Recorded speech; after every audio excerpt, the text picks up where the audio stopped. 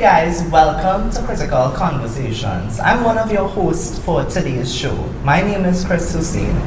And as you know, tonight's episode is going to be focused around the budgetary frontier. Of course, last week we looked at the Minister of Finance statement and his package, his fiscal package for 2024. And of course, according to the standing orders, the opposition leader would have responded last week Friday. And she also spoke for about 4 hours as well. And so she had a lengthy but substantial contribution. And so today, we're going to be diving into that contribution with our panelists. And I want to invite our panelists and welcome them as we welcome Dr. Indera Sagewan. She is an economist and she's well known in Trinidad and Tobago for her political commentary when it comes to the economy. And of course, we have the Member of Parliament for Oct West, MP Dave Tancoo, and he shadows the Ministry of Finance, and he's also the chairman of the United National Congress. So we want to welcome you all to our show here at Critical Conversations. Welcome. Thank you all very much. Pleasure to be here. Thank you very much. Happy to be here. So we're going to start off with the first question, and I want to give way. I know, Shanta, we were discussing this as you were coming up the road. We were on the phone, and we were discussing exactly what are we going to ask these two, I think, icons when it comes to the economy and finance. Yeah. And Shanta, I know you said that you had something very particular that you wanted to ask them as the first question. Well, I listened to MP Tancoo's contribution in Parliament, and what stood out to me, he described the budget as Budget 2024 was the biggest con job other than email gates. So I say, we have an MP here this evening. Let him elaborate on that. Tell us. So tell us, MP, what do you mean by that? Tell us. All right, so I spent a lot of time during my contribution on this concept of the budget itself, the budget speech being a hoax. Basically, what I was able to prove is that the Minister of Finance comes to the Parliament every year, twice, sometimes 3 times a year, for the annual budget, which is around this time, September, end of September, early October, and gets a budget passed for the year. And then during the year itself, he sometimes comes back with a mid-year review, in which they usually add supplement the budget as well. So there are 2 components of the budget itself, the mid-year review and the annual budget. And what we discovered is that Parliament would then approve the budget, so that the minister's function then is to disburse the funds to engage in projects that they had committed, and they would have come to Parliament, like we are doing now in the debate. They would have come to Parliament and explain why they wanted this money and what they wanted to do with it, how it's going to be funded, etc. And we found that on an annual basis, something to the tune of $3 to $4 billion approved by the Parliament for spending on projects or spending on issues, for dealing with some of the crises that the government says is their priority, is actually not spent. So imagine you come to the Parliament and said, give us $60 billion to spend. The Parliament approves $60 billion. You come for a supplemental and ask for $3 billion more. And then at the end of the fiscal year, you have not spent $4 to $5 billion. And that is on a continuous basis. The problem with that is that the problems that you said you were going to address have not been resolved. So we still have horrible infrastructure, we still have high poverty, huge unemployment, we have the worst infrastructure ever, we have poor provision of healthcare, educational facilities, pipe-borne water, etc. So that it's a lack of funding. If funding exists and the ministry would have, okay, so they're gone. What does that mean? I don't know. Welcome back, guys. So basically, what I was saying is that the Ministry of Finance would have gotten approval from the Parliament to spend a substantial amount of money on specific projects, which they would have had to cost and prepare and justify, etc. And then they don't spend it. So for me, coming to Parliament now on an annual basis with a budget tells, I know that you're not going to spend that money. Every year it has happened, and every year it will continue to happen. So it's a hoax. You're coming to fool people into thinking that we're going to spend money on this amount of $100 million on roads, and then it's not spent. $100 million for agricultural sector, and it's not spent. It's a hoax, and we only find out the extent of that hoax 2 years afterwards, when they come with the actual figures as opposed to the revised and the projected figures for the budget. The opposition leader in her contribution said that the government's decision to tie wage settlements to this 4% means that, public servants, so fire, police, prison, all of these arms would all have to face this 4%. Now, the fact that their salaries have fallen in value and that fall is substantial, what are your thoughts on this? I think what the government has done, and remember, it is not 4%. It is I think it was 2% plus 1% plus 1% over time. So it was not 4% from day one during the period, and it is really only for a period. But when we have a situation where prices have escalated substantially, prices of everything have gone up, the cost of living generally has gone up. So we have transport prices, food prices, medicines, everything has gone up. When you tie your wage settlement to 4%, and you know that the cost of living has gone up by 60, 70%, what you have done is committed these persons to living on wages even below what they will during the very same period that you're settling. You've agreed now that you're fixing a wage improvement, but it's so far from reality, so far from what the real spending power is, that you now have people who are going to be working even with this wage increase at salaries, the real value of which is since 2008, 2009, thereabouts. It isn't a Christmas gift, as the Minister of Finance might expect it to be to public servants then. It's an insult to public servants generally, because they are being told that their income is shrinking, and deal with it. We are going to give you a nominal amount, deal with the shrinking income. But the fake perception that this is somehow a bonus or a gift, this is not a gift, it's a negotiated settlement that is owed to the workers. The government has by law to now pay them. This is not a Christmas bonus of some sort. And having had the situation where workers have been existing without this increase, so they've been existing in 2006, 2007 salaries. What you've given them is a nominal increase, which takes them to 2008 salaries. So they're already living in crisis and have had to live in crisis up to today, when you promised them that you're going to pay them in the future somehow. You're not giving them a gift. As a matter of fact, what the government has done is a disservice to the unions of this country by firstly taking so long to settle, and by secondly settling at a 4% when they know that the rate of inflation has way exceeded that 4% during that period. Dr. Sagewan, what is your view on this when it comes to the wage settlements to 4%? Well, it's not a very simple matter. It's not a straightforward situation, because any amount of wage increase is an additional financial burden that has to be met, and the resources have to be there and available in order to meet it.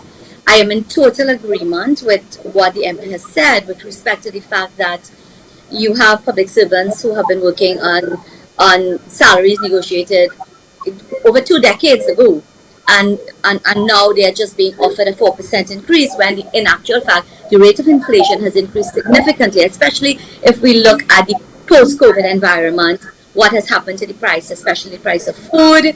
When we add the war in Ukraine and Russia, there is now another war that is happening, and we anticipate that inflation is going to continue to accelerate. These are real issues. It's a real issue that at a 4% increase in wages, we are not significantly improving the lot of public servants who have agreed to this, and those who may have to agree to it going forward. In fact, what we are seeing is that we are shrinking the middle class in Trinidad and Tobago. And the middle class in Trinidad and Tobago is an extremely important sector. This is the sector, these are the people who invest in properties, who invest in build property to live in.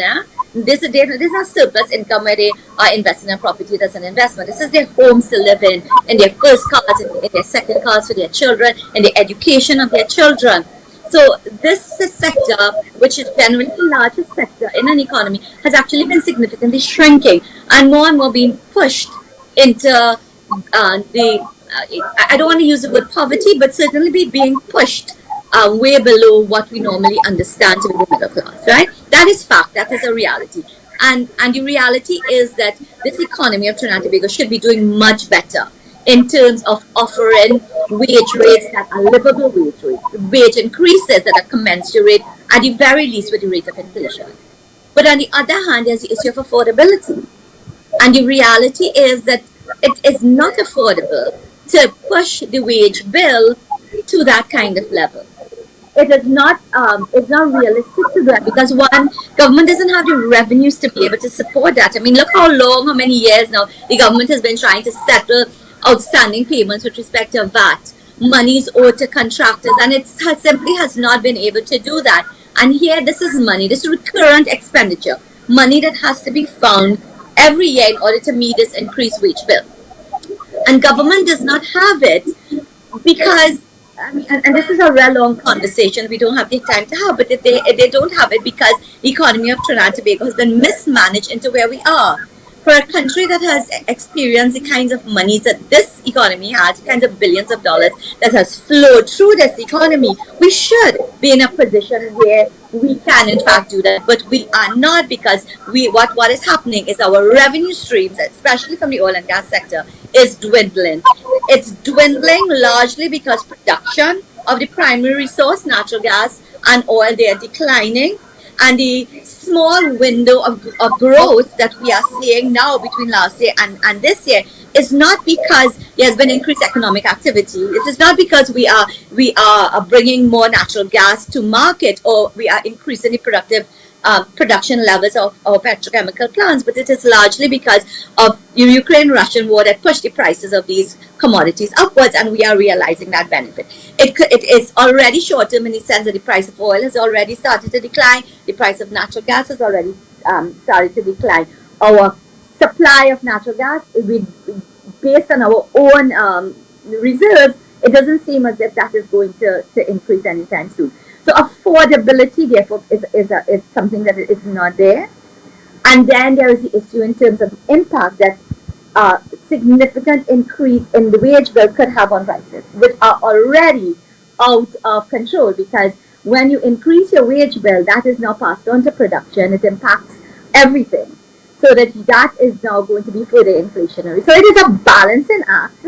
It is a balancing act by every means. And when we have to get in this country to a point where when we talk wage negotiation, we talk productivity. It must be productivity-based wage negotiation. And we are very, very far away from having that particular discussion. So by all means, it is not fair to public servants, this measly 4%. But on the other hand, the economy of Trinidad and Tobago, unfortunately, is where it is. And we can't wave a magic wand and change that reality. The opposition leader has outlined a comprehensive plan to address physical violence in schools and enhance student safety. Some of these measures include implementing a zero-tolerance approach to any physical violence in school. Any student physically attacking another student must be immediately removed from school and only be allowed to return after completing neurodiagnostic testing and proper counseling program approved by the state. What are your thoughts on these measures that she's proposing? Do you think that it would assist in combating the school violence that we're currently experiencing in the country? Am I answering? Both of you. Okay, good. I mean, which one is starting? If you're starting with me, I want to say that this is a real problem. It's a problem that needs to be addressed, and any solution that offers it makes any degree of sense should be considered. And I think this is a very sensible solution that is being offered. I saw a video recently of a young girl in a school confronting a teacher, standing up on the chair and carrying on and using obscene language and all sorts of things. In my days, nowadays, we couldn't get away with that. We would not have even tried to get away with it because there was a different kind of respect that existed, that students had for teachers. And we clearly that no longer exists. And it is not just about dealing with the symptom of the problem, which that is, but it is really looking behind to find the root cause. And this is a solution, in my view, that can do that. If you take the child out, you get the requisite kind of psychological support and understanding in order to better understand why the child responded like that, ensure that the child gets the necessary treatment. But the problem may be more than just that psychological treatment, because you have to maybe go back into the home situation, into the community situation, in order to be able to understand what is happening. This is a crisis that this country faces. And if we don't do serious things to take back our children away from this pathway, it is one of the ways in which we are losing the battle on development in Trinidad and Tobago. Your take on this? What is your take on this? I am actually in full agreement with Dr. Sagewan. I think that it is a serious issue, and I agree it is only one part of the problem. There's a national problem of social decay right now that we're seeing throughout, which is why I think Mrs. Bisasa in her contribution was talking about the need for a holistic approach. Because if you treat with this thing on a macro scale, not just the problem of children fighting in schools, because then you have to go back to the circumstances that they live in the homes as well. Those things all play a part in the fact that we have what we see now, as you just indicated, Indira, is that during our time we could not have seen that, because circumstances, the level of respect we would have had for authority, those things don't exist anymore. It's a cultural change that has happened, but just happened for the worse. But you have to pick up with it at every stage. So we don't just start at one stage. We have to pick up with it at every stage. And so the logic was to create jobs. The logic was to create support systems, social investment, social infrastructure, investment for social support services, even in homes and in schools. And therefore, this measure that was proposed by the leader is just one of several other related measures that will treat with the upcoming generations and the generations that exist now. But it will treat with the entire society, which is what I think we need to focus on. We are focused traditionally on pieces, that we'll find jobs here and then we leave out everything else. That we'll give somebody a grant for $1,000 and then we leave out everything else. That is not how the system works. You need to create a balance, as you suggested, but the balance must be across the board. It must be on every sector and every aspect of society for us to get society to grow. Generally, when economies grow and we have economic development, we have economic growth and we have social development. Once economic growth is balanced with social development and we have that harmony taking place, you see cultures differ, we see crime fall, we see indiscipline in schools drop as well. Because there's a level of maturity, there's a level of satisfaction that comes, but there's a less need for acting out. A lot of what we see in this acting out happens, we see it in the movies, we see it as acceptable in the culture, in the songs that we hear. It's a substantial amount of barrage, it's a barrage of stuff that comes to children, and there's no social support system that deals with it. And from our days, you had family structures, you had village structures, you had community structures. You walk down the road and you say hello to everybody, because if you don't, somebody will go home and tell your parents, and you go home and you have to deal with that when you reach home. That sort of culture, community living has disappeared. We have neighbors living next to each other who don't talk to each other, who always fight with each other. So I am suggesting that the leader's commentary and our commentary should be based on an overall net of practices and policies which will see overall development, overall growth, and a level more of us going towards patriotism, going towards community development generally, and social activism is critical right now. We all have a part to play, every one of us. Something in the debate that the minister in the Ministry of Education, she spoke. Well, you'll expect the ministers to speak, right? But she spoke, and I assume that she put forward her proposition argument as it pertains to the Ministry of Education. So she spoke. And then I saw the Shadow Minister of Education, MP Haynes, she spoke.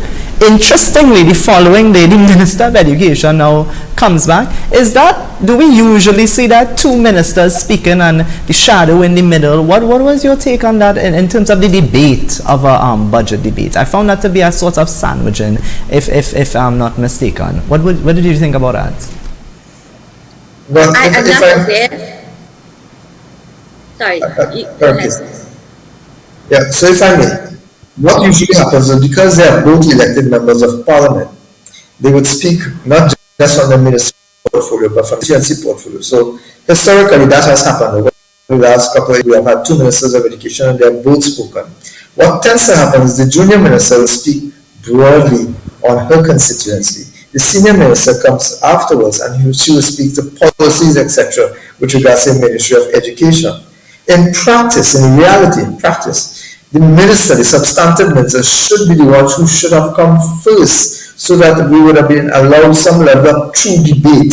So she would come with the policies and programs, and the shadow portfolio holder, the Saints, would have been able to respond specifically to some of the comments that were made. What we have seen happen, however, is that the politics seems to have been to protect the Minister of Education from the query, the inquiry by the shadow minister, Ms. Haynes, MP Haynes. Yeah, so I want to shift because I agree. I see Dr. Sagewan, you want to come in here? Well, not so much. I think MP Tancoo did a good job in terms of that. I just kind of wanted to come back to the issue we were talking about before, and to say that in this country we have a crisis of education, and that is something that we seem to not want to deal with. And if we don't get very real and get ready to deal with that, what we are seeing happening, and even these flow of solution that the honourable leader of the opposition offered, may have very little effect if we do not revamp the education system. The education system needs to be relevant to what's happening in the society. It needs to be relevant to the changes that's taking place in the global environment. The solution that we seem to offer is, I know there may have been a time when the solution of a place for every child moving from primary to high school may have been appropriate, but the question is it appropriate now, where you have a child that maybe earning less than 30% in the SEA exam, moving forward into the high school system with students who may have gotten significantly high and being asked to cope. And if they can't cope with the education system, they are going to act out, and they're going to act out in a very negative way.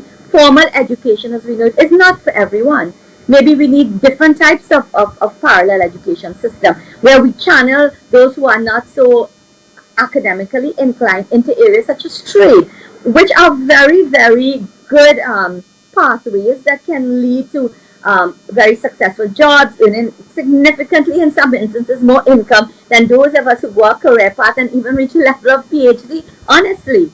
But we are a society that puts very little value on that, and so all we do is we celebrate the 100 students who come first in SEA and those who excel at CSEC, and therefore what that does, it sends a signal that other things are not of significance. Maybe what we need schools that are not just schools, but schools that have dormitories, so that where you have troubled students, we can then channel them into an environment where you have the kinds of conditions and the kinds of controls and programs that are necessary in order to be able to change their mindset and to ensure that they can be on a pathway to become productive and responsible citizens in Trinidad and Tobago. So the solution is, it really requires a lot more thinking. The problem is that governments tend to be afraid to interfere with the education system. Its relevance to the world that we live in, the extent to which it is really providing us with the kinds of skills that we need in order to survive in the world that we are in, is highly questionable. But we don't seem to want to change that. I have to agree with you, Dr. Sagewan, and I want to also agree with MP Tancoo, because it seems as though we can't even get to a conversation like what you're speaking about, because when you have the real Minister of Education shadowing the shadow Minister, I think that is an unfortunate, it's a hide and seek kind of game, and it's unfortunate what's going on in Parliament. But I want to shift the conversation, because the theme for this budget would have been building capacity for diversification and growth.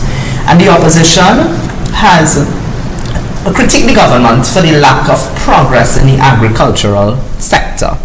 I know that the opposition leaders spoke to the growing of onions and the growing of potatoes, and for not giving enough focus to the potential for tropical flowers for exportation.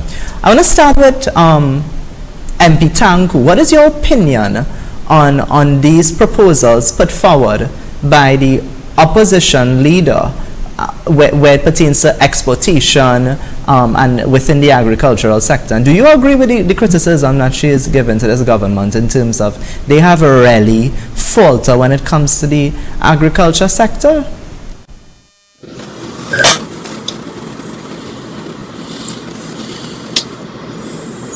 This is the estimate. All right. So this, are you hearing me now? Right, so this is the draft estimates of the development program. The development program of the government lists a series of projects that they want to pursue that treats with various ministries, under various ministries. Under the Ministry of Agriculture, Lands and Marine Resources for 2023, they budgeted $110 million. They spent $18 million. So these are things that would have helped road infrastructure, etc., etc., etc. But you're looking at $110 million budgeted and you spend 92. So this is two things. I said that this budget was a hoax. This is a classic example. They would have come, the Minister of Agriculture would have come on the last occasion and made several promises for things going forward. But this is just one example. The thing is that the leaders' recommendations came from during the 2010 to 2015 period, when those specific projects, the onions, potatoes, the ornamental flowers, etc., those specific projects were actually being undertaken. And as a result of that, we would have seen potential for revenue generation. But those are only some of the projects. There are a multiplicity of other opportunities for import substitution and for the development and creation of new sources of revenue. But it was not just for specific products. It was an entire process that was required to develop agriculture from the ground up, from training, from resources generally.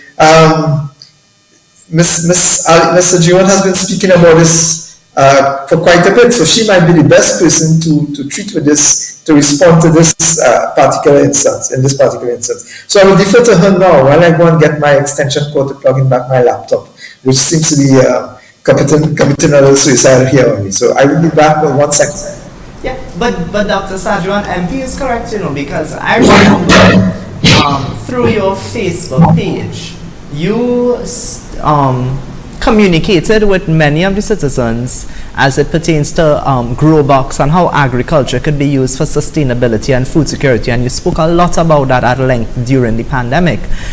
So what do you think about the ornamental flowers, and looking back into understanding how agriculture could boost exports and of course increase forex and that kind of conversation? Well, let me start by saying the opposition is very correct that the budget pays lip service to agriculture and it does not in any substantial way support its development. But that's no different from last year's budget or the year before, or I would argue the last 20-something budgets that we have had in Trinidad and Tobago. Okay. Having said that, my efforts at home gardening was really to try to encourage and incentivize people to do it and to actually do it and show the kinds of challenges that come. If I show you the garden right now, it's overgrown, because once you get busy, it's kind of difficult to get anything done. I have Batchak right now that is cleaning out my big tall trees, and I can't do anything about it. Bottom line is agriculture is hard work. And one of the things that the message I was trying to push on my Facebook page was respect our farmers. support our farmers, support local, because it is only if we increase the demand for what is produced locally will there be the rationale and the for them to increase supply and therefore move to a position of sustainability. So that is that. But let's really talk agriculture. The world currently faces a food crisis. That food crisis worsened significantly in the post-pandemic era, and it worsened even more following the Ukraine and Russian war, because these are many of the major exporters of food items. Oil, for example, cooking oil comes from Ukraine. The price of cooking oil more than doubled as a consequence of that war. Following the pandemic, many countries that produce food made the decision to restrict the exportation of these items and keep it for their own consumption. And the pandemic taught us nothing. It taught us that we need to engage in activities that will give us some degree of control over what we eat, because it may not be possible if we're hit with another pandemic, or if war worsens in the world, it may not be possible for us to be able to access the basic things that we need to eat. Trinidad and Tobago have a food import bill, according to the Minister of Finance, of $7 billion. That is $1 billion US dollars. Herein lies opportunity. Imagine if we could simply convert 1 billion or 2 billion of that dollars to local production. We'd be saving that amount of foreign exchange. We'll be generating income for our local farmers. We will be eating what we grow. We will be supporting the growth of our domestic economy. And when the opposition leader, and I think after I agree with MP Tancoo, she referenced some products, but those are potential products, possibly.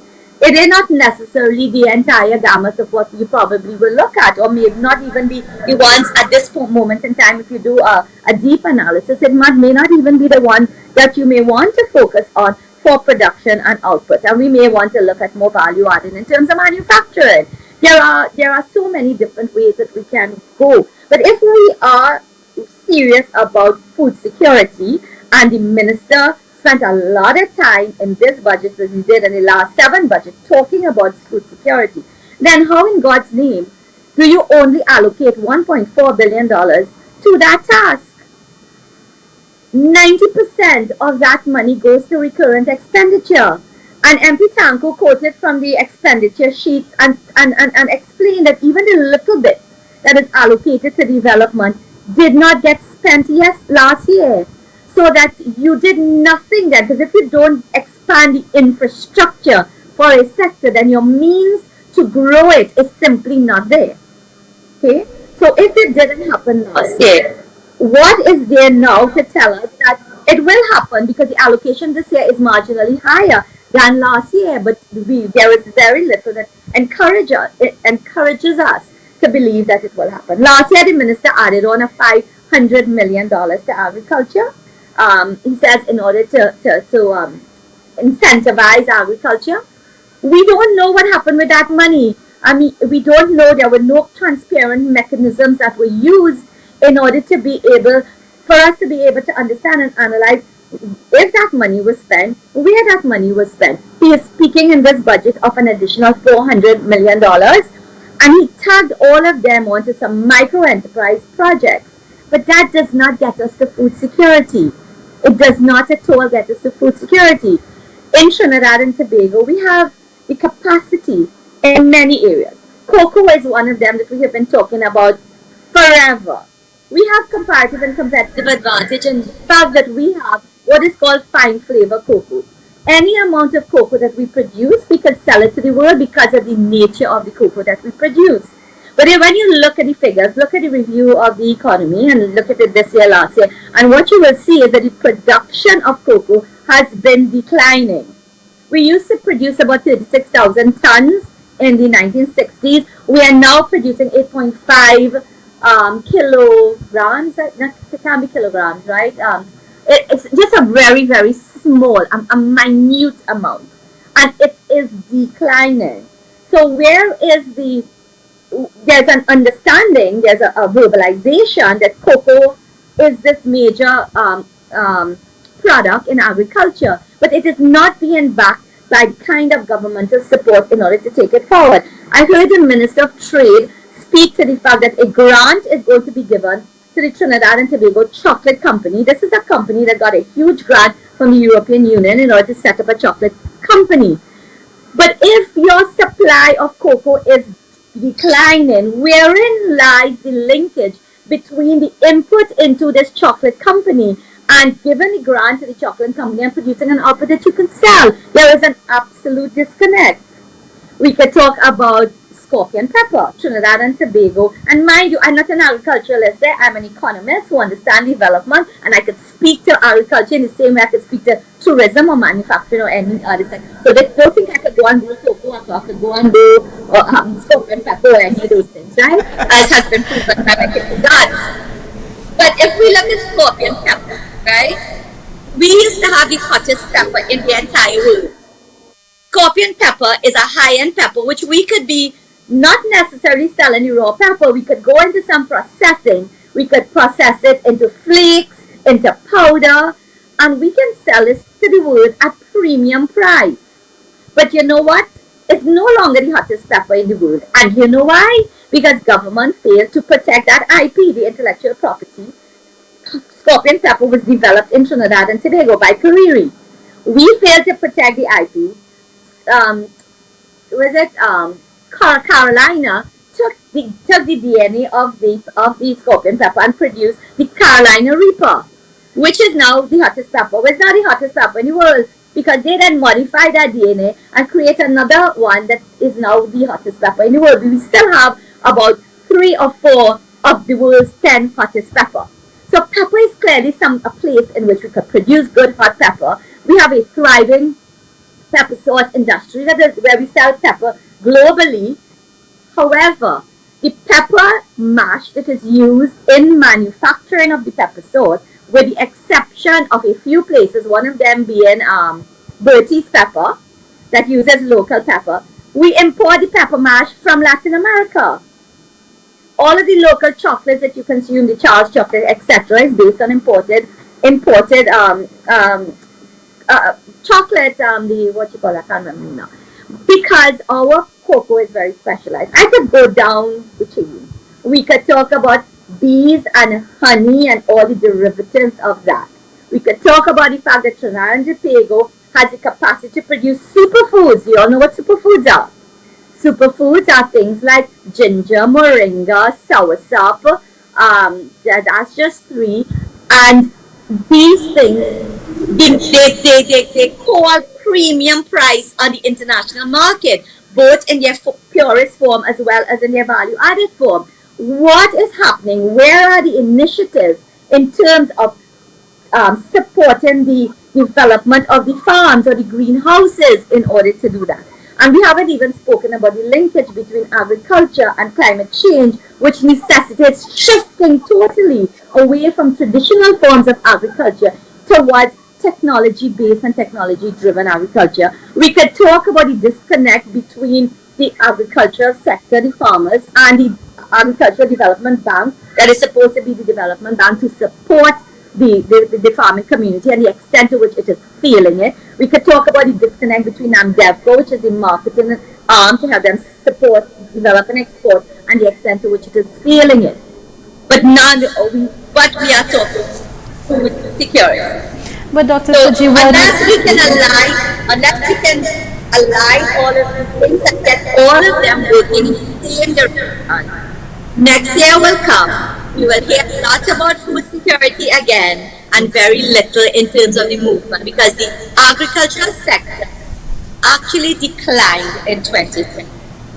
you know, we speak about all this, where's the funding going, food technology, but as simple as land tenure, our local farmers cannot get land tenure. So where's that encouragement for farmers now to be able to plant and access all these incentives, you know?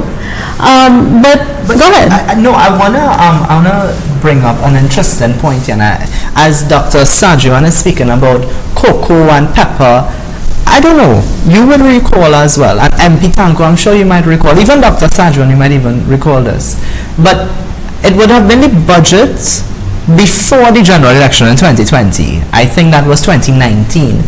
in the opposition leader's response. She spoke to pepper, she spoke to cocoa, she spoke to coconut and the plantation and exportation of that kind of thing.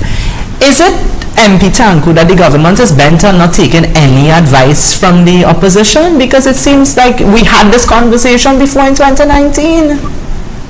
I don't think it's as much as the government is not taking the opposition's advice. I think the problem MP Tancoo, we're not hearing you clearly right now. I think, not sure why. Yeah, hello? Better? Yes. Great. Right, so I'm not too sure that it's a matter that the government doesn't want to take the opposition's advice, even though that may be true. But with regards to agriculture in particular, they do not seem to see the importance of the agricultural sector. You know, and the truth is that agriculture, just like any other sector, if you want to develop it, you don't just jump in. You have to analyze the sector itself. Dr. Sagewan was saying that now. You have to analyze the sector. You have to look at the backward linkages and the forward linkages, which is what my colleague there was just saying. You have to look at the land tenure issues. You have to look at the type of land. You have to determine, based on the type of land, what kind of technology, what kind of plants can actually go in on the land itself, what kind of support that you need. What you have to look at the equipment that might be required, whether you need to go with cooperatives or individual farmers, whether you want to go with small sets of farmers or large mega farms, etc. You have to look at all of those facilities. So it's not just, for me, the history has been that the government does not pay much emphasis on agriculture because their focus has been 100% sticking to oil and gas, the energy sector. So now we have methanol and urea and so on, but it has been that because they are the fast generators of foreign exchange, because we have all these international agencies involved, they have completely ignored the development of agricultural sector. You know, the only time I think the government really paid some level of attention to the agricultural sector was during COVID, when the farmers of this country kept this country alive, and right after that, we've gone back to the situation where a minister would promise pre-deal last night's corn.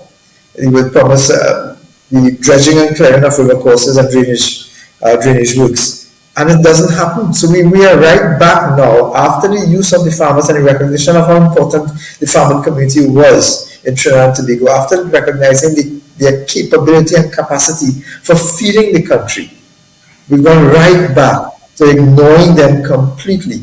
It may have something to do with the fact that these are generally areas considered to be in the opposition to the current government. Now, we heard the opposition leaders speak about measures to improve security on the ports, such as sniffer dogs, vehicle scanners, undercover officers to combat these criminal activity. What are your comments and views on the potential impact of these security measures in addressing crime?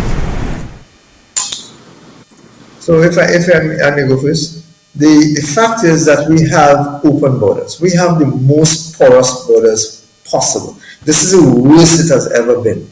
When you have a government ministry, you have a minister of national security basically standing, and we have had several ministers, including Minister Young, who previously boasted about the amount of vehicles, vessels, etc. that they have patrolling our waters, patrolling our shores, etc.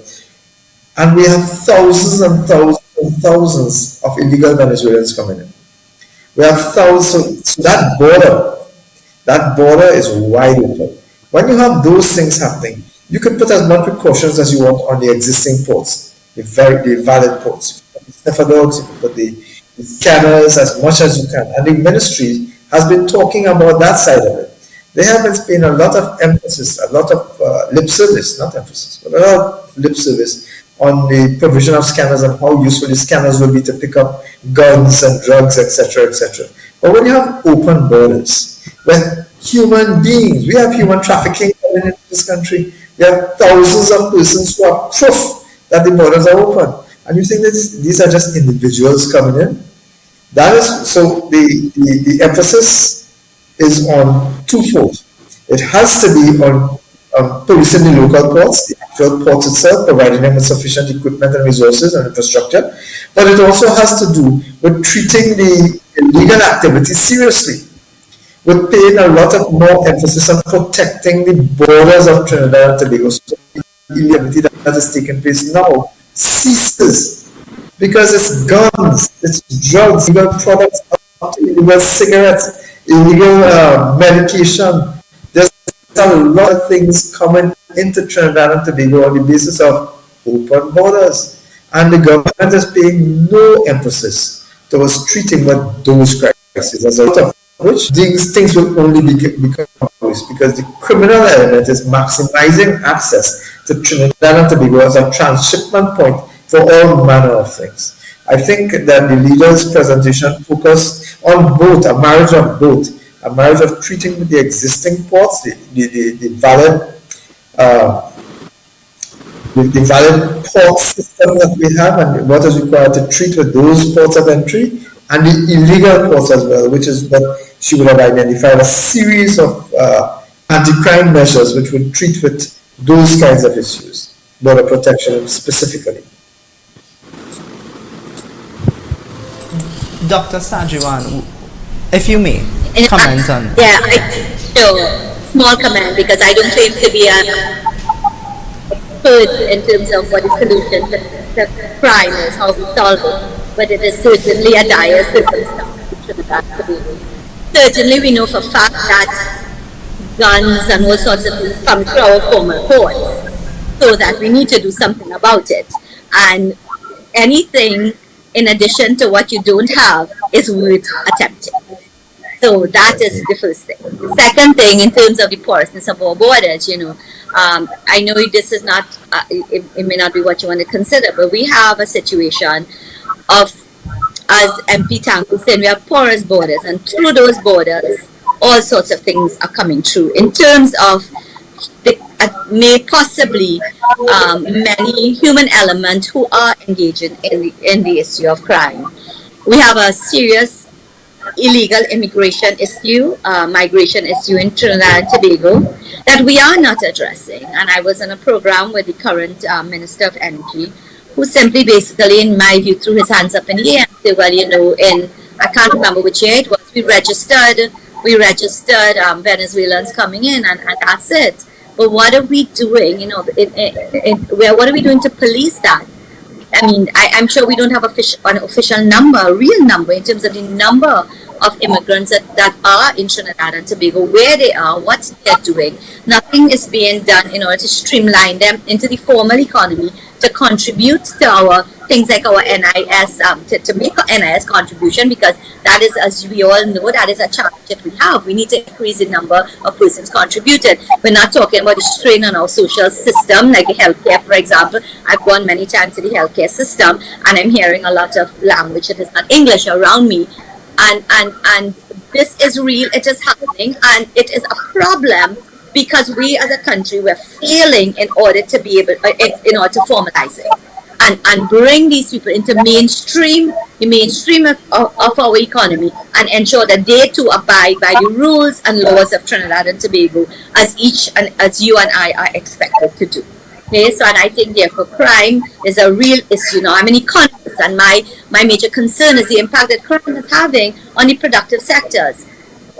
Crime is impacting on investment. People will not invest their monies in Trinidad and Tobago if it is at risk. And it is heavily at risk. The cost of doing business has increased significantly because of crime. Businesses have to spend additional money on security, whether it's electronic system or physical human capital, paying security firms, etc. This is an additional cost of doing business, which impacts the price of goods and services, and impacts the cost of living.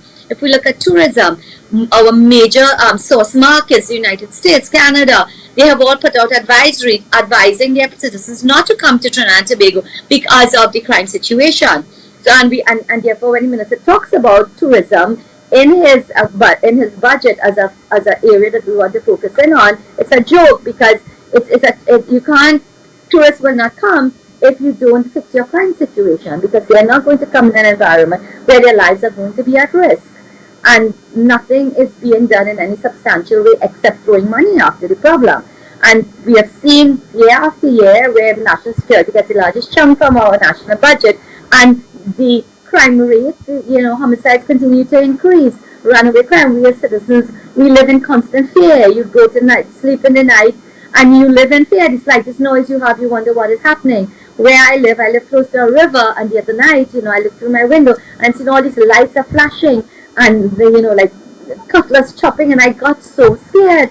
I called my neighbors, and then I eventually called 911, only to be told by the police, well, ma'am, it's probably because it is hunting season, and they're hunting for iguana down the river. But, we live in a time where, my God, that is really very scary. Somebody could, unfortunately, not knowing what that is, have a home gun and pull a gun, and some innocent hunter down the river could have been shot because we're living with so much fear. There's no quality of life in this country. Crime is impacting the brain drain. There are many highly skilled persons that we need in this country to grow and develop it, to train our young people who are making the choice to leave Trinidad and Tobago and go and live elsewhere because they cannot have quality of life here. So that the offering of solutions it's so justified, and a government that really itself can't find a solution have a right to listen to any offering that comes to it and simply implement it, because what it is implementing is having very or little, is having no effect. Sagewan. What are your thoughts on the opposition leader's proposal to further increase the minimum wage to $25? And what impact do you anticipate this change would have on the workforce and the country's economy? Okay, so much like the issue of the 4%, the issue of the minimum wage, it's not a simple one to address. Okay, there are many aspects of it we need to consider. It is fact that an additional $3 per hour in no way helps those persons living on minimum wage to be able to do much better. That is a reality. It's almost as if you might as well have given them nothing officially, because it is so little, right? Because if you look at the rate of inflation, that is significantly, we have seen some food items increase by over 50%, in some cases even over 100%. So, it really is not much, but it is better than zero. So that is the fact that it has been increased is something that we should say, okay, yes, it has been increased. What the exact number is in order to really determine what the correct number is not something that we can just pull off our head, or it can be done through consultation. It is something that we need to do by determining what a livable wage is in this country. What does somebody really need in order to be able to enjoy the basic things that they require? Let's say a family of a husband and wife, maybe 2 kids, over a month period, and then we will work backwards in order to determine what a livable wage is. And that's something we need to do in Trinidad and Tobago. Okay, so I want to start off there. But I want to move to the fact that we are where we are. This economy that is Trinidad and Tobago, is not as wealthy as we used to be. And the fact is that you increase the wage rate, it has the impact of increasing the cost of production, and very often it could cause employees who are strained in terms of meeting their cost of operation to potentially look at labor and lay labor off. So it could potentially then cause a reduction in the employment rate. That happens. It is an economic fact, and it could potentially happen. But there's another phenomenon in Trinidad and Tobago. The reality is many businesses already pay above the minimum wage. They already pay upward of $20 per hour to their workers. But what this do, when you push the official rate up to now the 20, it means the unofficial rate that many businesses are paying out is going to go up as well. So that's a further inflationary impact on the cost of doing business. Okay, so it's a emotive conversation. It's an emotive subject matter. I wish, and I really wish that this economy could have been managed in such a way where wage increases on the whole, whether it is minimum wage, whether it is us dealing with daily pay workers and having a minister boast of the fact that it's giving them $4,000. $4,000. What is $4,000? That he's giving and making it seem as if it is this lavish amount of money, and he's doing them this huge favor by not taxing it. to me, it is pathetic when that is what a Minister of Finance boasts about, because persons who live on the daily paid workers have no benefits. No benefits at all. They can be hired and fired, and at a moment's notice, they have nothing, no benefit. And to suggest that this is some big, benefit that you're giving to them, it is a really sad situation. It's a sad place that we are in, where wage and salary increases cannot be linked to one, livability, basic livability at the basic level, and at the higher end levels, it cannot be linked to the fact that the economy is growing. So therefore, we should be sharing the economic pie equitably, and it should not just be going into profits, but it also should be shared equitably with those with human capital that is there contributing. That is not what we currently face, because the model of development that we have enjoyed since independence has been one of dependency, where we have used the largesse from the oil and gas sector not to diversify the economic base of Trinidad and Tobago and have employment generated outside of government, but government have used the money in order to keep the largest part of the population depending on them for a salary at the end of the month, and therefore that often translates into dependency to the food. The large transfers and payments in this budget is another issue that should be concerning to us. And to use the rationale that it is being used post-COVID in order to support those who suffered as a consequence of COVID-19, while it is a reasonable argument, it is not a good one, because we've been doing that even long before COVID. Government was doing that. Transfers and subsidies are about 50% of government budget. In this year, though, it is the highest ever. First time Ministry of Social Development is getting $5 billion. And in my view, it really marks the start of the general election 2025. And this is one of the tools that the government is using in order to launch that campaign. Because you are now $5 billion. Sorry, did I say million? You have $5 billion to use as transfer payment to those who want to support. I was at a budget debate at one of our high schools today. It was an excellent debate. And one of the young lady actually raised that. She said, Minister, you're talking about all of these benefits that are available now for persons who have suffered post-COVID. But Minister, how do we access it? How do we know that there's a fair system through which we can access it? Because we know in this country, it is not whether I am entitled, but it is about who I know. And that's a very legit. MP Tancoo, your thoughts on the $25 minimum wage versus what the government is proposing as $20? All right, so once again, I want you to look at it from a holistic point of view. The $25 that we are talking about is a direction we are looking to go into a living wage. But there are other marrying factors. The leader also spoke about the removal of VAT from foods. So that if you consider that, you can now temper the value that the livable wage can be. But if you consider something else too, security is now a factor of production. And you remember when we were going to university, it was land, labor, capital, and enterprise. Right now, it's land, labor, capital, and enterprise, and security. And security can cost as much as 20% of the value of a product. So therefore, if you start treating with all the other issues, the access to VAT refunds on time, access to foreign exchange, the actual cost and ease of doing business, then the labor factor, that the labor input factor becomes less a size, a determinant size of the final product of the final product.